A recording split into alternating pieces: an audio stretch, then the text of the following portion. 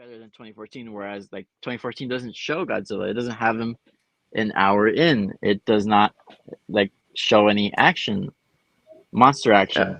You see what we mean And, about yeah, 98 does have more Godzilla in it, and Godzilla does have emotionality in that film. It must be said. You Like, can't yeah, ignore the fact that you're watching the big lizard looking sad and looking angry and stuff like that. So to that yeah, point, yeah, he does. mainly, like, He does better than Shin Godzilla. thank Yeah. you. Thank you. Oh my god, thank you so much for Yeah. that. Wow. I had a full-blown argument yesterday with someone about whether or not Shin Godzilla actually has a character.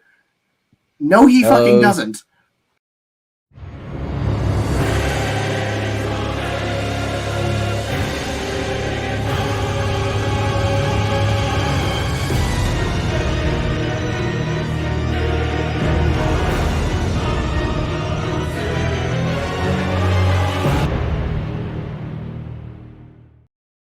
Let's start with what brought us to the table.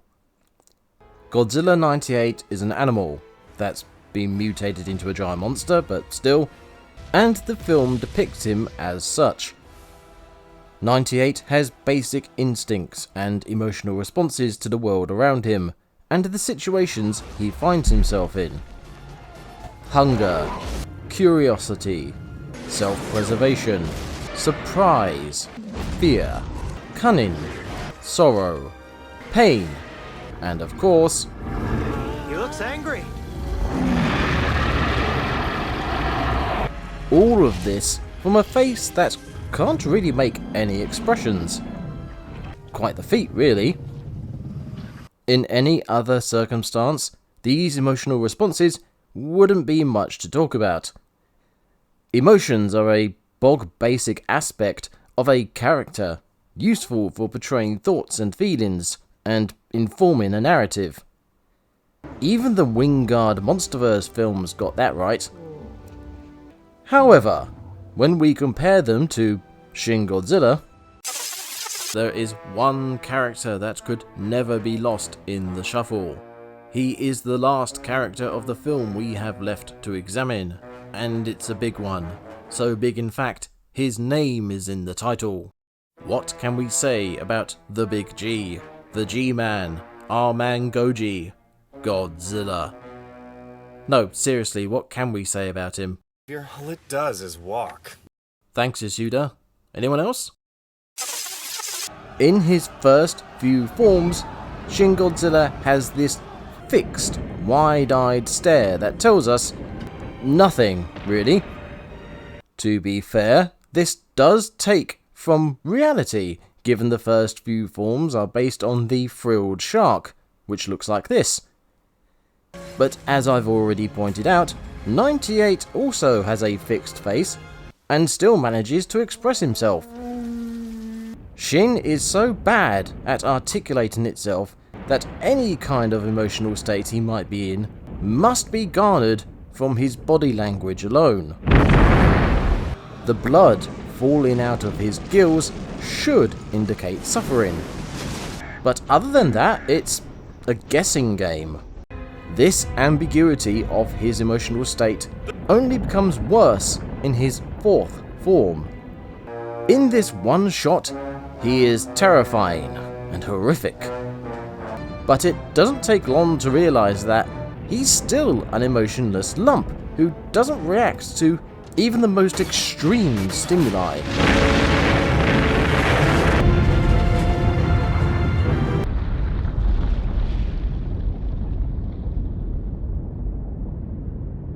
He's literally being shot in the face, and we don't know how he feels about that.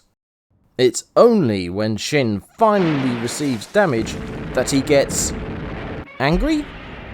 Fearful? Upset in some way, not sure though.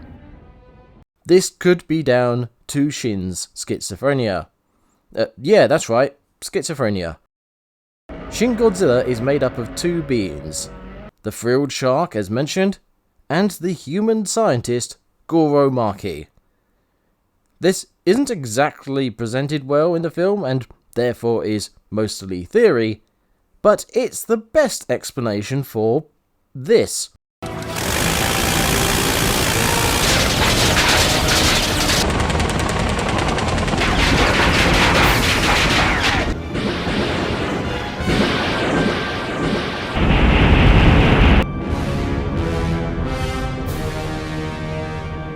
His human side could be controlling Shin like a flesh mech, hence the emotionless resolve against all opposition.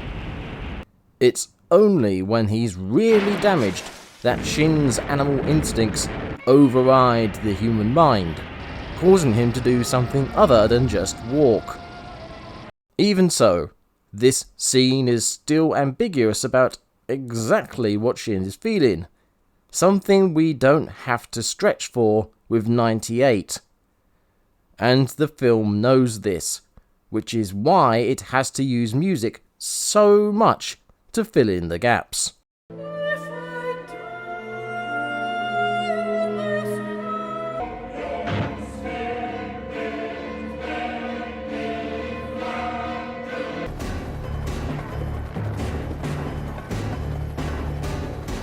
It must be said, there are so many clips of Shin Godzilla looking gormlessly at the screen, it gets funnier the more I see them. And they only get funnier when you take the music away. 98 uses music too, don't get me wrong, but 98 uses music to support the scenes, to boost what's already there.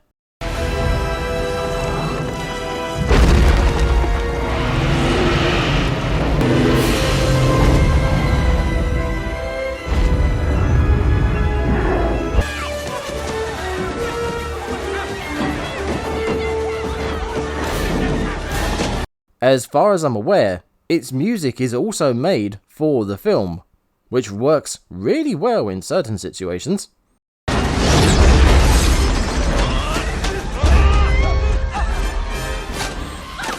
Shin, on the other hand, recycles a lot of music, from Evangelion to older Godzilla films.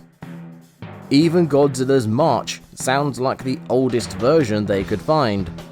And it's used in such a rubbish way too.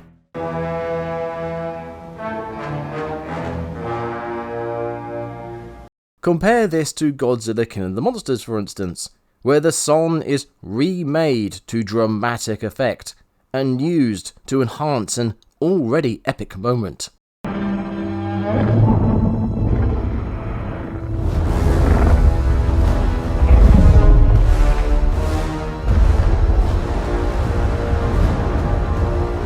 King of the Monsters and 98 use their music as icing on the cake of their scenes. 98 even knows when not to use its music. Fire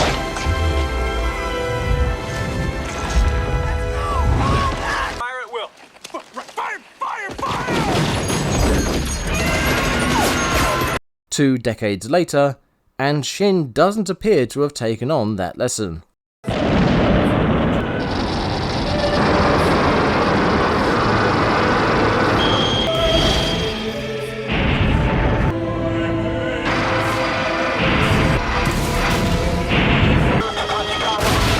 What this scene does is provide an example of emotionality affecting the plot.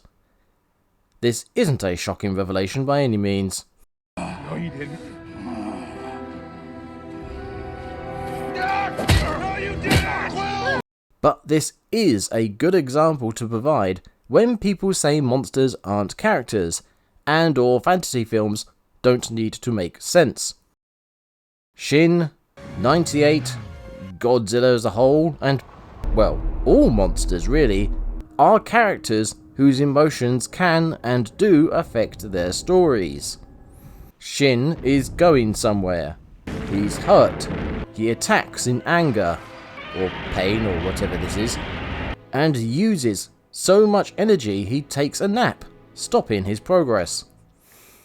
If he had reacted, or not reacted, as he had been up to this point in the film, then this story would have played out very differently. That is the power of emotionality, the ability to affect the plot in ways that otherwise wouldn't be possible. Unfortunately, 98 once again beats Shin out in this regard, and quite substantially so. 98's sense of self-preservation makes him avoid damage, leading his attackers on many merry chases. Shin doesn't have a sense of self-preservation at all, so he walks right into hails of bullets and missiles. 98 remembers his past encounters and is cautious in the face of perceived threats. Shin will just stand there gawping like an idiot and also just walking straight into danger. 98 uses his intelligence and cunning to both sneak attack and counterattack his enemies.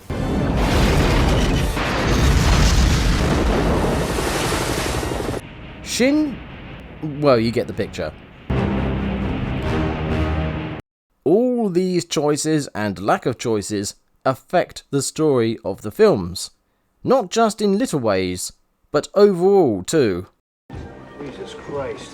This thing's only 200 miles off the eastern American seaboard and we don't even know what the hell it is. All it does is walk.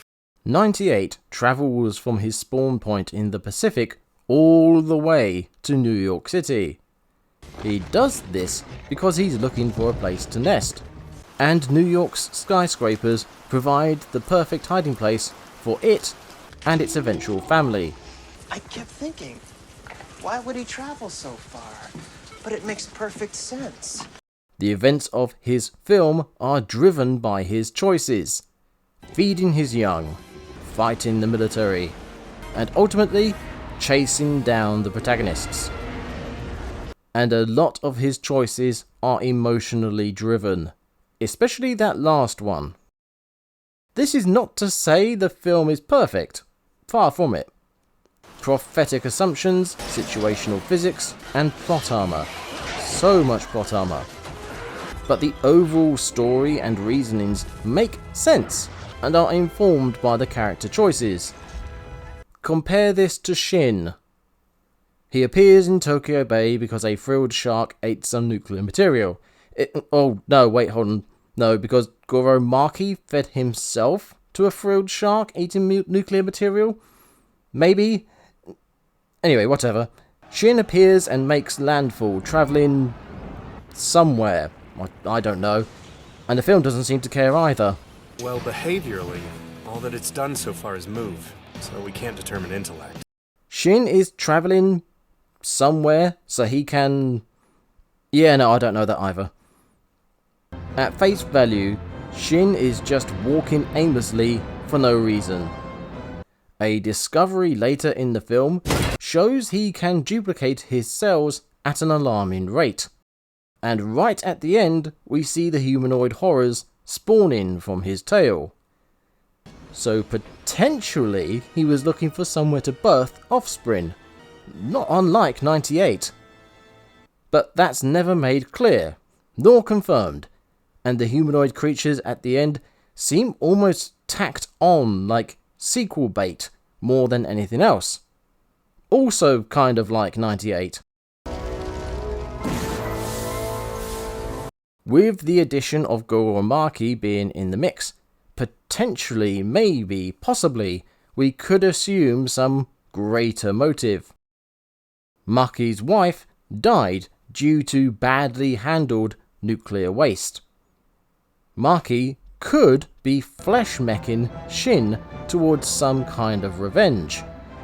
Potentially, maybe, possibly, but even digging far enough into the subtext of the film to extract the Goro Maki angle, we still can't work out why Shin is doing what he's doing. This is made even more difficult during the final fight. You know what? Let's compare the two, shall we? You're going the wrong way, man! You're going the wrong way! Will you shut up now? In the final confrontation, 98 finds his family dead and wants to exact revenge on the protagonists. This allows them to lead 98 into a trap that he otherwise wouldn't have fallen into. Earlier we see him being cautious about being led somewhere due to a previous experience. Now he's so understandably enraged, he runs right into it. The issues with this series of events falls mostly on the human cast getting away with not being stepped on or eaten over and over and over again. This part in particular doesn't make sense when we've seen 98 burrow underground before. Why doesn't he just dig them out? And when have bright lights put him off doing anything?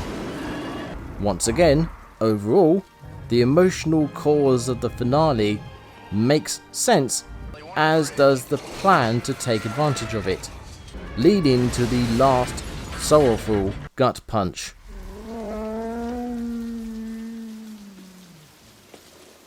Now let's compare to Shin Godzilla.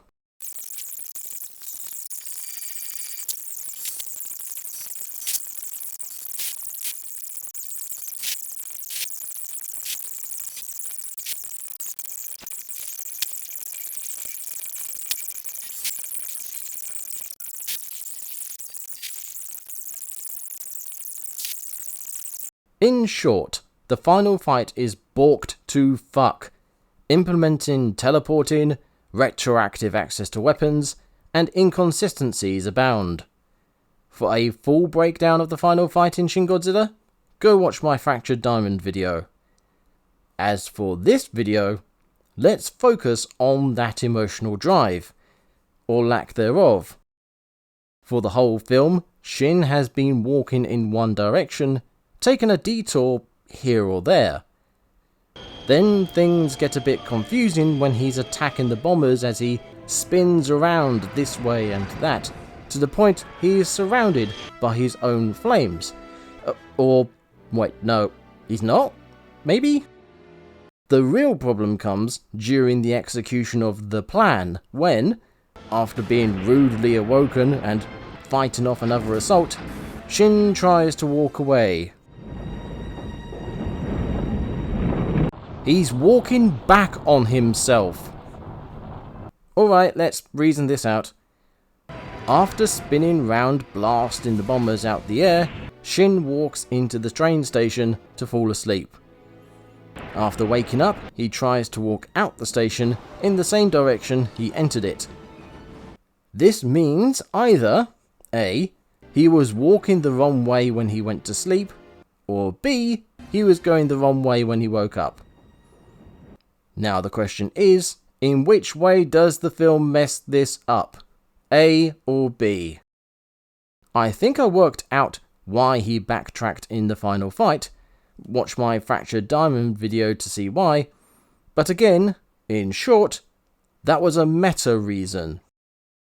An actual story-related reason doesn't exist, and a character-driven one is more fanciful than the idea of a giant radioactive marine reptile. A colossal creature, sir.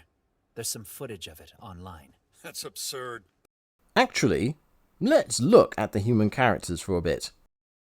Godzilla 98's cast of characters is a wee bit generic. Awkward science guy, horny science lady, no bullshit military man, cool as fuck secret agent, awful boss, too nice female interest, and always right protagonist. Their stories are also fairly cookie cutter, each one having their own self-interest narrative interrupting the giant bloody monster stuff. Well, except Mr. French, his whole thing is the giant monster. And Sergeant O'Neill, he's actually a pretty likeable character. We need bigger guns. Beyond these standouts, the human cast could be taken straight out of a How to Make a Film handbook.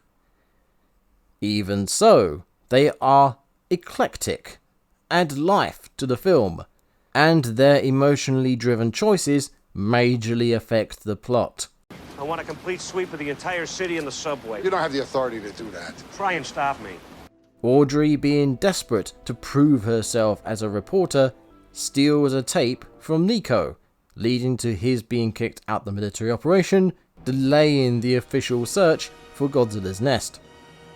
She was able to do this because Nico had feelings for her, making him vulnerable to her manipulations. Bloody hell, emotions are terrible, aren't they? Compare this to Shin Godzilla's cast of cardboard characters. The two major groups of people are the government and the nerd crew, who, despite their differences in approach and methodology, are quite similar. Each has a figurehead and a bunch of different voices expositing the major points of any given conversation. So much does the film go out of its way to make sure everybody in the room gets a line, it leaves very little time for each person to be a person. It's in the figureheads of these two groups where we get the biggest differences, and, potentially, get the most clue as to why Shin Godzilla is lacking so much emotional content. The Prime Minister is quite the emotional lad, and focuses on public opinion quite a lot. A major failing on his part is not stopping Godzilla when he had the chance, because of the threat to people. 2 people, to be exact. This decision is reflected later when Yagachi goes ahead with the plan, despite the risk to civilians. The Prime Minister's emotional responses are wrong, Yagachi's cold, hard choices are right. More, when Yagachi does get emotional, that is wrong and needs correcting. His character arc, what there is of it, is to become less emotionally driven. And that feeds right into the theme of Shin Godzilla, which is not what you think it is. The dangers of nuclear power? No, not really. The bad decisions of a misguided government? Also, no, not really. Thanks to keen minds like Omniviewers, there is a subtle, worrying theme to be discovered in Shin Godzilla. Don't believe me? Let's go back to those 2 people the Prime Minister saved. We need a scene where Godzilla has the potential to be killed. That's easy enough. Stick some helicopters in front of him and job's a good 'un. But now the scene needs people in the area to be endangered. Not too many that might give the impression that not firing was the right decision. So only a few people need to be in the scene. 2, as it turns out. And these people need to be nearby so they are within the area of effect of any weaponry. This is a problem since Godzilla has been continuously moving since he emerged from the sea, only stopping briefly to mutate. It's evolving. No, that's not evolving, that's mutating, there's a difference. Anyway, if Godzilla is moving, then he's not going to be near anyone for very long, especially a small amount of people who would, logically, want to stay away from him. So instead, they make him stop in his tracks and stand there waiting to be killed. Now we just need the people to be close by. This leads to one of the weirdest shots in the film. We just spotted a few civilians near the line of fire. I mentioned earlier about the text info dumps leading to disjointed scenes. Here is an example of that style of editing going wrong. I don't know where this is. The film doesn't even make an attempt to show you where this is. No flow of camera work, no text, nothing. We're told they're nearby and that's that. But think about the logistics of this. Were they next to Godzilla and now they're moving away from him? If so, why weren't they spotted when the helicopters arrived? And if they're only so far away, why weren't they killed by Godzilla? If they've only just arrived, why are they moving towards Godzilla? Simply put, these people being here don't make any sense, and neither does Godzilla stopping so he can be near them. Shin Godzilla makes a huge effort to make the safety of people look bad. So much so that this scene ends up being mind-bogglingly stupid. It then does the same thing, for the opposite reasons, in the final fight. Luring target to kill point 1 complete. Begin phase 3. Stationary blasting. So now, wait, what? Luring target to kill point 1 complete. Luring the target? What about any of that was luring? And where were they luring him to? Ignite!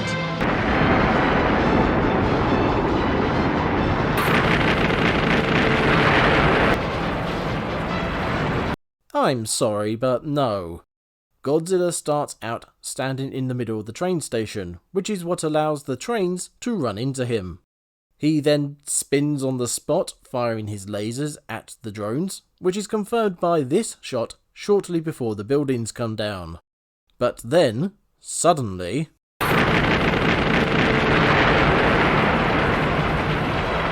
the film is showing us a trail of destruction to clearly denote Godzilla's progression to this spot. But to get here, Godzilla would have had to turn on the spot, walk his very slow walk over to the buildings, then turn back around to face the same way. We actually see him doing this in a bit, just going the other way. But we don't see this very slow process taking place now, nor do we have a reason to think he would do this. If Godzilla can shoot anything that approaches whilst he sleeps, then the bullet trains, and any other trains used against Godzilla, should be toast before they get to him. One argument that could be brought up is that the auto-defense laser doesn't hit ground targets. This then brings up the question, why bother with the rest of the plan? If the trains can drive up to Godzilla unharmed, stick pump trucks and tankers on them and pump the coagulant into Godzilla while he sleeps. Or, since we've seen certain weapons can penetrate Godzilla's hide, drive over and plant a load of those under him and blast his bollocks off. I'm pretty sure if he lost enough blood from his wounds, his body would shut down that way. Any arguments against these two plans would almost certainly loop back to the previous point about the trains. And so we're left with the conclusions that Tokyo was doomed any which way, or the plan was unnecessarily complicated. Which brings me on to another damning point.